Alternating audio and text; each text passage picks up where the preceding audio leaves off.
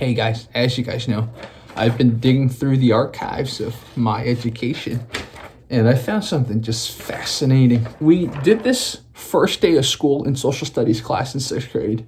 Now, I don't even remember doing this. Whenever there's a group, whether a class or as you get older, a club, a group at work getting together and getting to know each other for the first time, always a little bit cringe because people aren't social in the same way.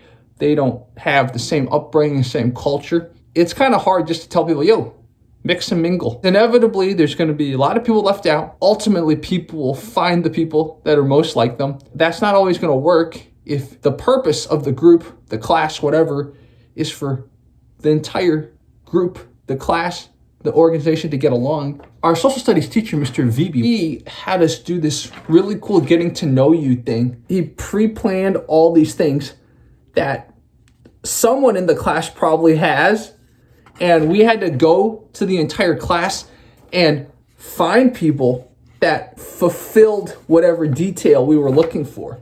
So this was a pretty cool way to get to know people because it also prevented you from talking about the same subjects. Let's read some of this. Has surfed.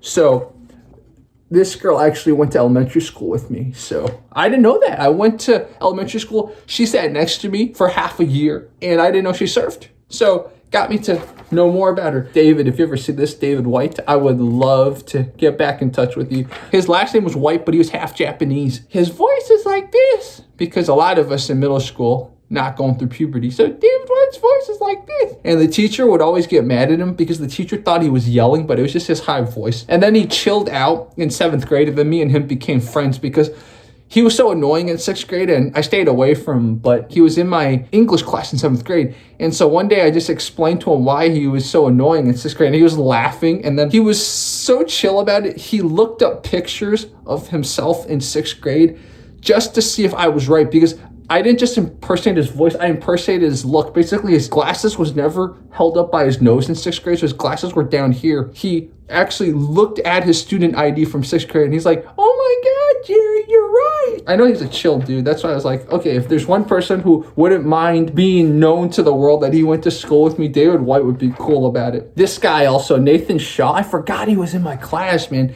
Nathan was super cool. So Nathan had a goth phase in 7th or 8th grade, but he always had this really funny sense of humor that I don't think a lot of people could understand. There was one way of pretending to be emo back in the day where you put the hoodie up and you put the strings to tie the hoodie, and so you kind of hide yourself. One time he did it, but he tied himself too well and he couldn't get out of it, so he trapped himself in his little hoodie. If you guys remember South Park, Kenny had that kind of hoodie, right? If you pulled the strings even more and tied it, you would trap yourself, and some girl in the class had to help him.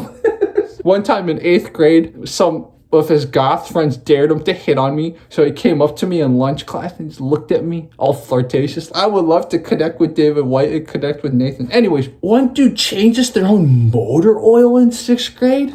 This guy, another David, not David White, another David, chews gum. In middle school, you weren't allowed to chew gum, so of course no one chewed gum. Likes rap music. The middle school I went to actually had some hood kids, but none of them were in my social studies class. But if it were any other class, I would have found someone who liked. Obviously, as a kid, I forgot all about this the next day. It's not like these details matter to a kid, but I think in adult settings, adult social settings, a lot of times it just takes one detail for you to remember someone and to bond with someone, especially if it's a detail you're not too personally familiar with, that gives you something to explore on top of this. As much as now as an adult, I find this extremely brilliant. I think this was not the right way to get kids to get to know each other because we're not thinking about these details. We're thinking about how to play. We're thinking about other things being accepted. From social psychology, they've shown one way to get kids to get along is to make them work together to solve something. If you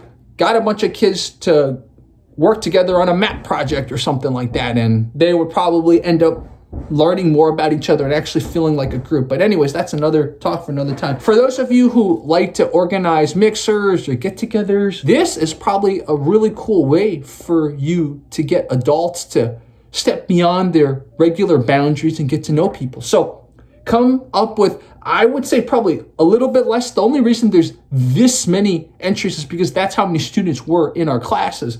But if it's a mixer that has, let's say 10 adults or 13 adults, just find 13 details and get them to find it in each other. And then you'd force them to talk about details and behaviors and personality traits that normally they're not used to talking about. I never thought I'd learn so much from looking at old stuff, but this one has thoroughly inspired me because I like to organize some mixers once in a while. So take this, build on it, and see how I could thoroughly get a group to mesh within 5 minutes. I think that's my goal, and see how this can help. So I'll keep you guys posted. Very, very inspired, guys.